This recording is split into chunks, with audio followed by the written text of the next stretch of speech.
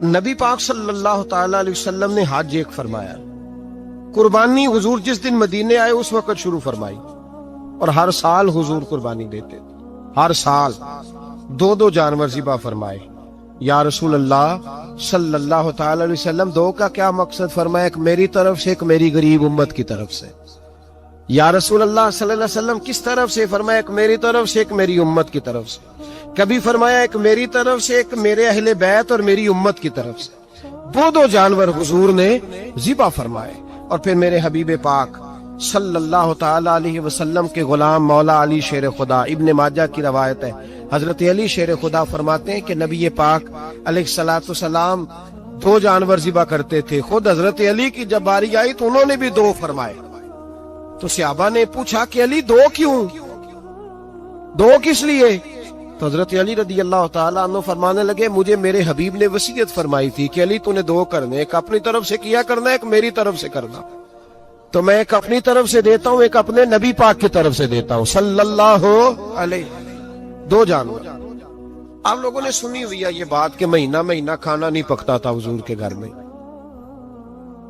حضرت عائشہ فرماتی ہیں 3 چاند اور 3 سورج کٹھے کبھی نہیں دیکھے جب ساتھ روٹی بھی کھائی ہو، یعنی 3 دن مسلسل کبھی کھانا نہیں کھایا۔ قربانیاں کتنی دیں؟ بولیے۔ حضرت علی شیر خدا کا مکان کوئی نہیں اپنا، کوئی گھر نہیں بنایا۔ مولا کائنات شیر خدا، میں نے یہ بات پھر دوہرا رہا ہوں، پہلے بھی میں نے عرض کی تھی، پکا کرنے کے لیے دوہرا رہا ہوں۔ حضرت علی کا کوئی کاروبار نہیں بظاہر۔ بی بی صاحبہ فرماتی ہیں کہ کئی ہفتے صرف سرکہ اور کھجوریں۔ قربانیاں کتنی؟ اسی سارے صاحب لان ٹورے ہیں کہ ساڑھے تے لگ دیئے کہ نہیں، پکا۔ اور پھر جب بات ہوتی ہے دینے کی تو ماحول اور ہوتا ہے، جب لینے کی باری ہوتی ہے تو ماحول اور ہوتا ہے۔ قربانی واجب ہے اس شخص پر جس کے پاس 52.5 تولے چاندی یا 7.5 تولے، لیکن میں 7.5 تولے والا فتویٰ نہیں دیتا، میں 52.5 تولے چاندی والا فتویٰ دیتا ہوں، اس لیے کہ 52.5 تولے چاندی تو شاید تولہ یا 1.5 تولہ سونے کے برابر ہی ہو جائے، ٹھیک ہے نا جی؟ تو 7.5 تولے سونا 50-60 ہزار روپیہ جس آدمی کے اکاؤنٹ میں موجود ہے وہ قربانی کرے۔ بلکہ امام شافعی رحمت اللہ علیہ فرمایا کرتے تھے جس نے 3 کمروں کو تالا لگایا ہوا ہے وہ 3 کمرے فارغ ہیں، اس کے کسی کام کے نہیں، ان کی قیمت کا حساب لگائے۔ چھت پہ سٹور بنا دیا ہے، کوئی مطلب نہیں اس کا، اور جو ویسے رکھی ہوئے ہیں کوئی معنی ہی نہیں کمرے کا، فرماتے تھے حساب لگائے، قربانی کرے۔ رب کریم کی بارگاہ میں دینے کا جب معاملہ آیا تو تو گول کر گیا کام۔ میرے رسول کائنات سرور عالم صلی اللہ علیہ وسلم کا جب اپنے لیے چیزیں استعمال کرنے کا ماحول ہے تو محبوب پاک علیہ الصلوۃ والسلام نے مہینہ روٹی نہیں پکائی۔ یہاں جو آدمی ہر جمعرات کو 4 کلو بکرے کا گوشت پکاتا ہے اور ہر تیسرے دن مرغی کا گوشت لاتا ہے، وہ قربانی کی باری آتی ہے تو کہتا ہے میرے پہ لگتی نہیں۔ وہ ٹھیک ہے ابا جی لے آئے، ابا جی کی طرف سے قربانی ہے، اس دفعہ ابا جی کی، اگلی دفعہ اماں جی کی، اس سے اگلی دفعہ دادی جی کی۔ او خدا کے بندو، جس آدمی کے پاس پیسے ہیں پہلے اپنی قربانی واجب ہے۔ میری بات کی سمجھ آ رہی ہے عزیزوں کو؟ جو آدمی صاحب استطاعت ہے پہلے کس کی قربانی کرے گا؟ وہ کمائی کرتا ہے، اس کے اپنے اکاؤنٹ میں تنخواہ آتی ہے، ابا جی کے اکاؤنٹ میں نہیں آتی۔ اس نے اپنا بینک بیلنس چوری بھی رکھا ہوا ابا جی سے۔ پہلے اپنی قربانی کرے، اگر اس کو شوق ہے، دل کرتا ہے تو ایک اور خریدے، پھر ابا جی کی طرف سے کرے۔ اگر اللہ نے توفیق دیا تو ایک اور خریدے، اماں جی کی طرف سے کرے۔ اور اگر اس کے دل کو اللہ ٹھنڈک عطا کرے، سکون کرے، تو پھر اپنے رسول کی طرف سے بھی قربانی دے، پھر اپنے محبوب کی جانب سے بھی قربانی کرے۔ نبی پاک صلی اللہ تعالی علیہ وسلم نے ہر سال 2 قربانیاں دی، 10 سال۔ کل کتنی ہوگی 10 سالوں میں؟ بولیے۔ اور جب حضور حج کرنے گئے نبی پاک نے 63 اونٹ ذبح فرمائے۔ ایک اونٹ میں کتنی قربانیاں ہوتی ہیں؟ 63 اونٹ حضور نے ذبح فرمائے۔ اور حدیث بڑی مزیدار ہے، حضرت ابو ہریرہ رضی اللہ تعالیٰ عنہ فرماتے ہیں کہ جب اونٹ ذبح کرنے کی باری آئی تو ہم سوچ رہے تھے، پریشان تھے کہ یہ تو بڑا مشکل ہے ذبح کرنا، بڑا مشکل ہے، اس کو تو نہر کرنا پڑتا ہے، گرانا پڑتا ہے، باندھنا پڑتا ہے، سب سے مشکل کام اونٹ ذبح کرنا ہے۔ تو نبی پاک صلی اللہ علیہ وسلم کی تو عادت کریم ہے، اپنے ہاتھ سے ذبح کرتے ہیں حضور۔ وہ ہمارا اللہ خیر کرے، اب اللہ ہی حافظ ہے. ذبح کرنا تو دور کی بات ہے، ہمارا جو BA پاس لڑکا ہے نا اس کو ڈر آتا ہے جانور کے پاس کھڑے ہوتے بھی. کہتے ہیں بچوں کو اندر لے جاؤ، 10 سال کا 12 سال کا اندر لے جاؤ، ذبح کرنا روئے گا. اور بس کرو یار، یہ کس قوم سے تمہارا تعلق پڑ گیا ہے؟ ہمارے تو 12 اور 14 سال کے معوذ اور معاذ ابو جہل کی گردن کاٹ کے رکھ دیا کرتے تھے، اور تو بچہ بکرا ذبح کرنے سے ڈرا رہا ہے. اس کو کھڑا کر لا کے. قربانی تو جہاد کی ٹریننگ ہے. وہ کھڑا کر، اس کو کہا بیٹا یہاں کھڑا ہو، اللہ کے رستے میں بکرے کی گردن کاٹنی ہے. اگر کوئی شخص خدا رسول کے دین کی مخالفت کرے، کفر کا جھنڈا اٹھائے تو اس کی گردن بھی کاٹنی ہے. یہ ٹریننگ ہے بچوں کے لیے. یہاں عجیب ماحول ہے، ڈر لگ رہا ہے، پیچھے ہٹ جاؤ. اور جس صاحب کی قربانی ہے وہ بھی کوئی 1.5 کلومیٹر کے فاصلے پہ کھڑے ہیں، دور کھڑے ہو کے دیکھ رہے ہیں. نفیس ہی بڑے ہیں جناب، لطیف ہی بڑے ہیں. کپڑوں کو کوئی قطرہ خون کا لگ گیا تو بڑی مصیبت بن جائے گی. اور امیر آدمی اس کا تو گھر کسائی نے خود فون کیا ہے کہ صاحب سب سے پہلے میں آپ کے گھر آؤں گا. اس کو پتہ ہے کہ منہ مانگی قیمت ملے گی. مہربانی فرمائیں، قربانی میرے رسول پاک صلی اللہ علیہ وسلم سے زیادہ نفاست والی طبیعت کسی کی نہیں. صحابہ کہتے ہیں اتنا حسین محبوب کا انداز تھا کہ کبھی کپڑوں پہ مکھی بھی نہیں بیٹھی تھی. اور حضور سے ہم سلام لیتے تھے، دست مبارک چومتے تھے تو ہمارے ہاتھوں سے کستوری کی خوشبو آنے لگتی. اور فرماتے ہیں نبی پاک کا ہاتھ یوں ہوتا تھا کہ برف بھی اتنی ٹھنڈی نہیں جتنا پیارا حضور کا ہاتھ ٹھنڈا ہوتا تھا. پھر بھی حضور دست مبارک میں خنجر پکڑتے، جانور کو لٹاتے اور اپنی طامت کو سمیٹتے، اور اللہ کے حبیب گھٹنا رکھتے اس کی گردن پر اور بسم اللہ اللہ اکبر کہہ کے ذبح فرماتے. حضور خود دست مبارک سے.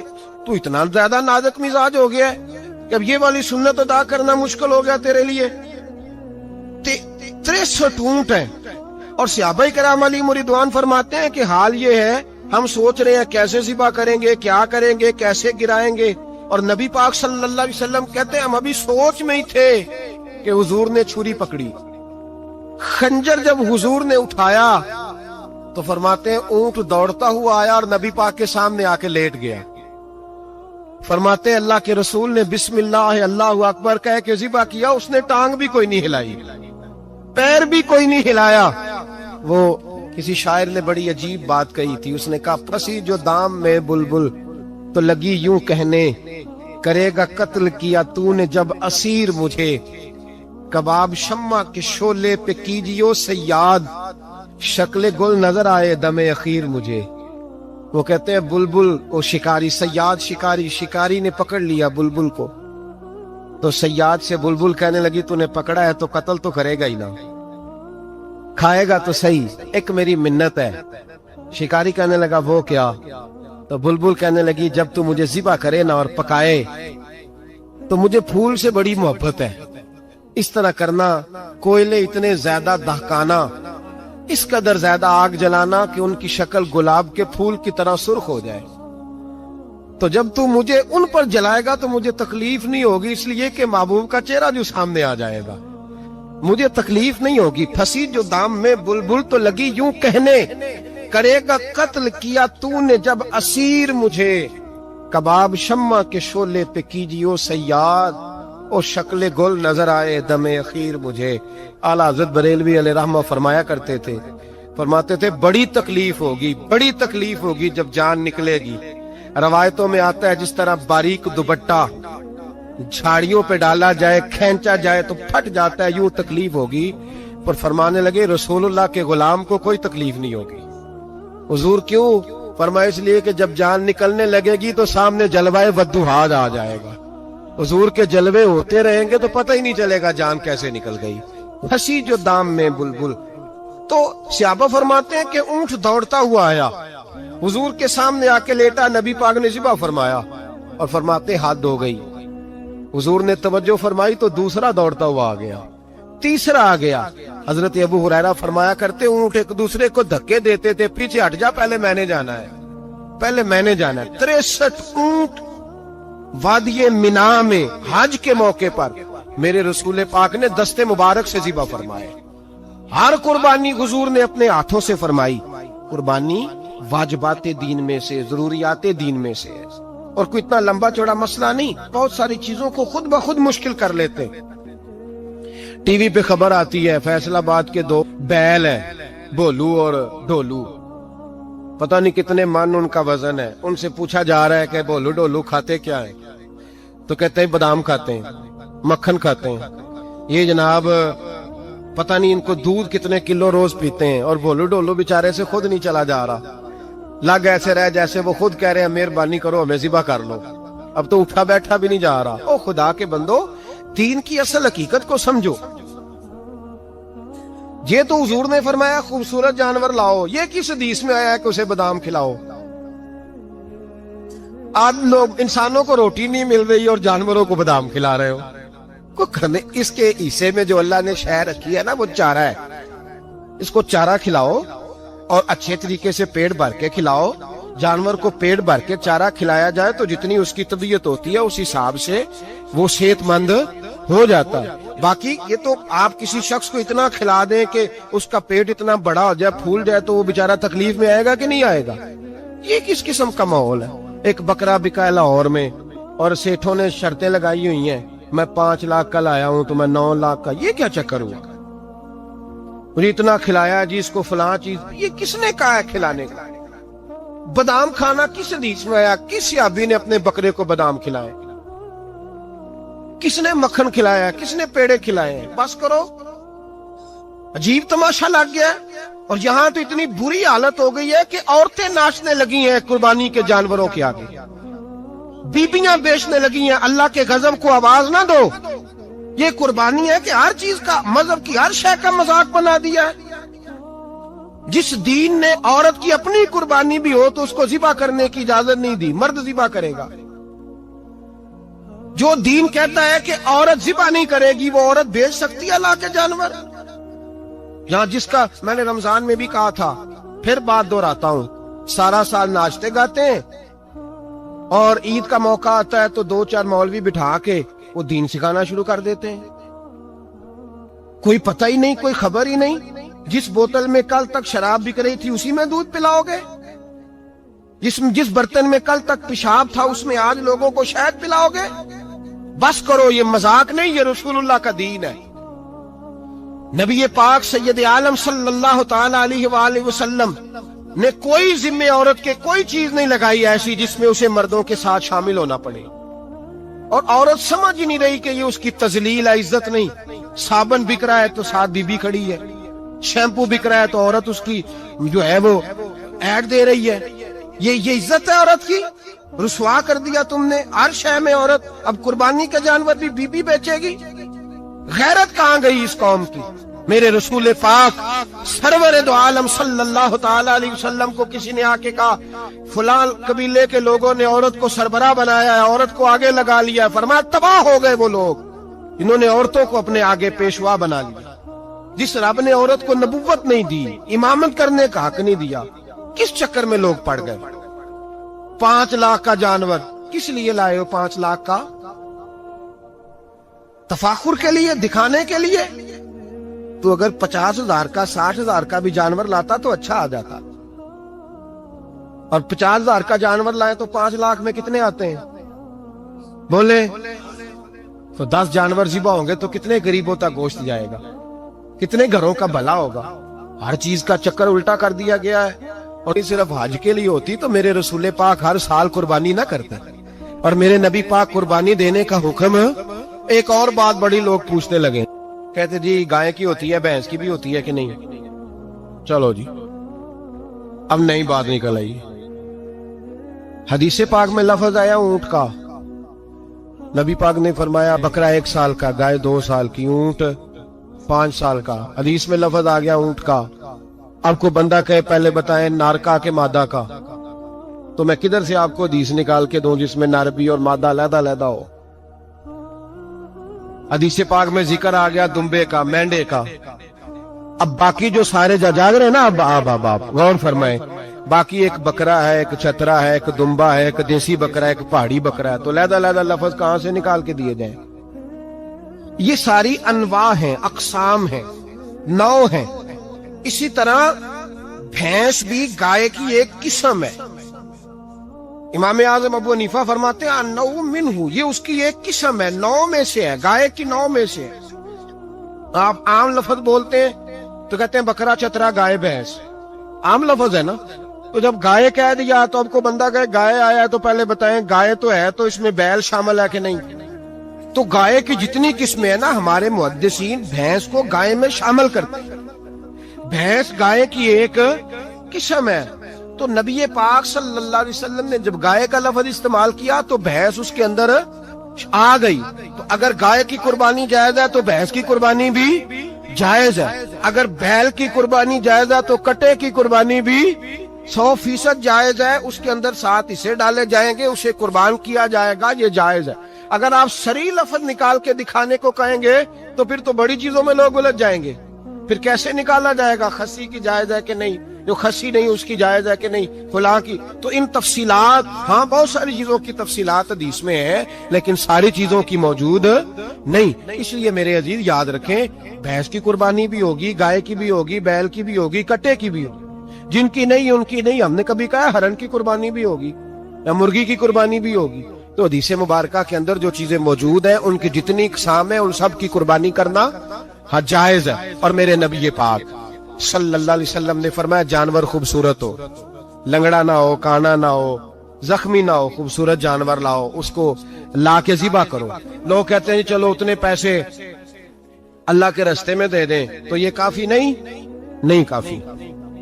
مسلم شریف میں، بخاری شریف میں میرے نبی پاک سید عالم صلی اللہ تعالی علیہ وسلم نے فرمایا 10 ذی الحج کو اللہ کی نظر میں ابن آدم کا سب سے پسندیدہ عمل. لیکن نا 10 ذی الحج کو، کل کی 10 ذی الحج ہے تو بڑے کام ہوں گے. فجر کی نماز بھی ہوگی، تکبیرات تشریق بھی پڑھی جائیں گی. آج فجر سے شروع ہو گئی نا، 9 کی فجر سے لے کر 13 کی عصر تک تکبیرات تشریق پڑھی جائیں گی. اللہ اکبر، اللہ اکبر، لا الہ الا اللہ واللہ اکبر، اللہ اکبر وللہ الحمد، اللہ اکبر، اللہ اکبر، لا الہ الا اللہ واللہ اکبر، اللہ اکبر وللہ الحمد، اللہ اکبر، اللہ اکبر، لا الہ الا اللہ واللہ اکبر، اللہ اکبر وللہ الحمد. کوشش کریں جب بھی پڑھیں 3 بار پڑھیں. تکبیرات تشریق بھی پڑھی جائیں گی، فجر کی نماز بھی کل ہوگی، عید کی نماز بھی ہوگی، لوگ اور بھی کوئی ذکر اذکار کریں گے. لیکن میرے نبی پاک صلی اللہ علیہ وسلم نے فرمایا 10 ذی الحج کو اللہ کو اپنے بندے کا جو کام سب سے زیادہ پسند ہے وہ یہ ہے کہ وہ اللہ کے راستے میں جانور کا خون بہائے. حالانکہ نمازیں بھی ہیں، اذکار بھی ہیں، تکبیرات بھی ہیں، سارا کچھ ہے، پر اللہ کو سب سے زیادہ کیا پسند ہے؟ جانور کو قربان کرنا. یہ اللہ کو بڑے خوبصورت لفظ نبی پاک علیہ السلام نے فرمایا قربانی کا جانور قیامت کے دن اپنے سینگوں اور کھروں سمیت آئے گا، اور جس نے قربانی کی ہوگی اس کی بخشش کروا کے اسے جنت میں لے کر جائے گا. تو فرمایا ابن آدم کا سب سے پسندیدہ عمل یہ، سب سے پسندیدہ، کہ وہ 10 ذی الحج کو قربانی کریں، کوشش کریں خود ذبح کریں اپنا جانور. یہ حضور کی سنت ہے. یہ نہ ہو سکے تو نبی پاک صلی اللہ علیہ وسلم نے اپنے ہاتھوں سے ذبح کرنے لگے حضرت فاطمہ کا جانور. تو فرمایا فاطمہ ادھر آ کے اس کے پاس کھڑی ہو جاؤ، میں تمہارا جانور ذبح کرنے لگا. اپنے جانور کے پاس کھڑے ہوں. میرے جو بھائی ذبح کرنے کا کام کرتے ہیں نا، قصاب ہم کہتے ہیں، سارے قصاب نہیں ہوتے، بہت سارے لوگ یہ سعادت حاصل کرتے ہیں اور بڑی نیکی کا کام کرتے ہیں. اللہ انہیں بڑی بہترین جزا عطا فرمائے گا، بڑا خیر کا کام کرتے ہیں. لیکن چونکہ رش ہوتا ہے ایسے لوگوں کے پاس، تھوڑی جلدی بھی ہوتی ہے. پہلے تو کوشش کریں تکبیر خود ڈالیں، یہ نہیں ہو سکتا تو قریب کھڑے ہوں. ہمارے ہاں ایک رواج یہ بھی ہے کہ 2 بندے ہاتھ رکھتے ہیں، اور ذبح وہ کر رہا ہوتا ہے تو جس کی قربانی ہوتی ہے اس کو کہتے ہیں تو بھی ساتھ ہاتھ رکھ. ہوتا ہے نا جی بہت ساری جگہوں. اب حکم یہ ہے شریعت اسلامیہ کا کہ جب جانور ذبح کریں گے تو پڑھیں گے بسم اللہ اللہ، بسم اللہ اللہ. ہاں نبی پاک صلی اللہ علیہ وسلم نے لمبی دعا پڑھی، صحابہ بھی لمبی دعا، انی وجہت وجہی للذی فطر السماوات والارض حنیفا وما انا من المشرکین، یہ بھی پڑھا. اور پھر میرے رسول پاک صلی اللہ علیہ وسلم نے یہ بھی کہا کہ اللہ میری طرف سے قبول فرما، میری امت، میری اہل بیت کی طرف سے قبول فرما. صحابہ جب جانور ذبح کرنے لگتے پہلے یہ دعا پڑھتے، پھر کہتے اللہم تقبل منا کما تقبلت خلیل کا ابراہیم علیہ السلام وتقبلتا حبیب کا محمد صلی اللہ علیہ وسلم، اے اللہ ہم سے بھی قبول فرما جیسے تو نے حضرت ابراہیم سے قبول فرمائی، اور جیسے اپنے حبیب حضرت محمد صلی اللہ علیہ وسلم سے قبول۔ یہ ساری دعا پڑھیں، اور جب جانور ذبح کرنے لگے تو پھر پڑھیں بسم اللہ اللہ، بسم اللہ اللہ۔ اچھا، دو آدمیوں نے ہاتھ رکھا ہوا ہے، دو آدمیوں، اب اگر ایک نے بھی نہ پڑھی بسم اللہ اللہ اکبر تو جانور حلال نہیں ہوگا، دونوں کو پڑھنا پڑے گا۔ یہ مسئلہ یاد رکھیں۔ ایک اور بات بھی بتانی ہے آپ، وہ بھی آپ نے یاد رکھنی ہے۔ قربانی کے بڑے جانور میں کتنے حصے ہوتے ہیں؟ 7۔ اب 7 حصوں میں 7 کی نیت قربانی کی ہونی چاہیے، 7 کی۔ 6 حصے ڈال گئے، جو چلے تھوڑے سے زیادہ امیر لوگ نہیں تھے، نارمل تھے، انہوں نے 6 حصے ڈال لیے۔ 7واں امیر آدمی تھا، اس کو جا کے کہا یار ایک حصہ نہیں مل رہا، تو چل تو نے تو 2-3 بکرے لیے ہوئے ہیں، تو بھی شامل ہو جا۔ اس نے پہلے تو کہا نہیں یار میں نے اب لے لیے ہیں، پھر جب اصرار کیا تو کہا چلو ٹھیک ہے بڑے گوشت کا قیمہ کرا لیں گے۔ تو اس طرح کرو، ڈال لو میرا بھی حصہ۔ اب 6 کی نیت قربانی کی، 7ویں کی گوشت کی، کسی کی بھی قربانی نہیں ہوگی، گئے سارے۔ اب اس کے لیے شرط کیا ہے کہ اس کو بھی آپ، اصل میں ہمیں مسائل نہیں آتے، نہ ہم سیکھتے ہیں نہ پتہ کرتے ہیں، پھر خرابی ہوتی ہے۔ اب اس سے کہیں کہ یار قربانی سے پہلے اپنی نیت کا اعادہ کر، اپنی نیت کا اعادہ کر، بتا کہ تیری نیت کیا ہے، اور اگر غلط ہے تو صحیح کر لے، تاکہ سب کی قربانی تو بتا۔ یہ جو تو رکھ رہا ہے قربانی، تو کس کی قربانی کر رہا ہے؟ دادا جی کے نام کی، ابا جی کے نام کی، اپنے پیر کے نام کی، استاد کے نام کی، یا رسول پاک صلی اللہ علیہ وسلم کے نام کی، نبی پاک کے نام کی؟ اس سے پوچھیں، اور جو وہ نیت بتائے اس نیت کی دعا ہوگی، اس کی طرف سے کہا جائے گا اے اللہ اس کی طرف سے اسے قبول۔ میری بات کی سمجھ آ رہی ہے میرے عزیزوں کو؟ اور اس ارادے کے ساتھ قربانی، اگر ایک کی بھی نیت خراب ہو گئی تو مسئلہ بگڑ گیا۔ پوچھنا نہیں کسی بندے سے بھی کہ قربانی لی ہے کہ نہیں، کسی سے نہیں پوچھنا، کسی سے سوال نہیں کرنا کہ قربانی کا اس دفعہ کیا پروگرام، قطعاً نہیں۔ سفید پوش آدمی کے لیے مسئلہ بن جاتا ہے وضاحت دینا۔ جب اللہ تعالیٰ نے سب پر فرض نہیں کی تو ہم کیوں تفتیش کرتے پھرے؟ ایک تو سوال نہیں کرنا، دوسرا خود سے دیکھ لیں کس نے خرید لیا ہے کس نے نہیں خریدی۔ جنہوں نے نہیں خریدی ان کی لسٹیں بنائیں، لائنیں لگا کے گوشت نہیں بانٹنا، کوشش کرنی ہے دروازے تک دے کے آئے۔ کریم کا کرم ہم تک پہنچائے تو دروازے تک پہنچائے۔ اس نے ہمیں دیتے وقت معاذ اللہ کسی قسم کی رسوائی کسی آشکار نہیں ہونے دیا، تو ہم نے بھی بانٹتے وقت کسی کو رسوا نہیں کرنا، پریشان ہے، خوبصورتی سے بانٹنا ہے۔ ہر سال دنیا قربانی کرتی ہے، رسول پاک علیہ الصلوۃ والسلام نے حد بندی، یا رسول اللہ قربانی کیا ہے؟ فرمایا جناب ابراہیم کا طریقہ ہے۔ ہر سال ذکر ہوتا ہے جناب ابراہیم کا، ہر سال ذکر ہوتا ہے حضرت اسماعیل، ہر جگہ ذکر ہوتا ہے جناب یعقوب کا، جناب یوسف کا۔ اپنی اولاد کے لیے دعا مانگا کرو، رب لوگوں کے دلوں میں ان کی محبت پیدا فرمائے۔ بندہ اچھا لگتا ہے، وہ بندہ پیارا لگتا ہے جو اولاد سے پیار کرے، اس سے پیار ہو جاتا ہے جو بچوں سے پیار کرے۔ اللہ ان کی طرف لوگوں کے دل پھیر دے، پہلے نمازی بنا دے، پھر انہیں ہر دل عزیز بنا دے۔ اب حضرت ابراہیم کہتے ہیں وَارْزُقْهُم مِّنَ الثَّمَرَاتِ لَعَلَّهُمْ يَشْكُرُونَ، یا اللہ انہیں پھلوں میں سے رزق بھی دے تاکہ یہ تیرا شکر ادا کریں۔ اللہ انہیں رزق بھی عطا فرما، انہیں پھلوں میں سے رزق بھی دے۔ اولاد کے لیے دعا مانگا کرو، انہیں اللہ روزی دے وسیع، اولادیں کسی کی محتاج نہ ہو، بچے کسی کے دستے نگل نہ ہو، کسی کے ہاتھ نہ دیکھنے پڑے، کسی کی طرف بڑھنا نہ پڑے۔ آگے ارشاد فرماتے ربنا انک تعلم ما نخفی وما نعلن۔ حضرت ابراہیم نے بات ہی کھول دی، فرمایا اے رب تو جو ہم ظاہر کرتے ہیں وہ بھی جانتا ہے، اور جو ہم چھپاتے ہیں وہ بھی جانتا ہے۔ وما یخفی علی اللہ من شیء فی الارض ولا فی السماء، اللہ پر کوئی چیز چھپی ہوئی نہیں، نہ زمینوں میں نہ آسمانوں میں۔ پھر اولاد کے لیے دعا مانگی جا رہی، اس شہر کے لیے بھی دعا مانگی جہاں بچے رہتے، یہاں امن رہے، یہ بھی دعا مانگی کہ یہ نمازی ہو جائے، یہ بھی دعا مانگی حضرت ابراہیم علیہ السلام نے کہ اللہ انہیں رزق دے پھلوں میں سے، یہ بھی دعا مانگی لوگوں کے دل ان کی طرف کر دے۔ اور پھر کہا تو جانتا ہے ہمارے ظاہر اور باطن کو. پھر ارشاد فرمایا کہ میں اب بیچ میں شکر بھی ادا کرتے ہیں, کہتے ہیں الحمدللہ الذی وہب لی علی الکبر اسماعیل و اسحاق.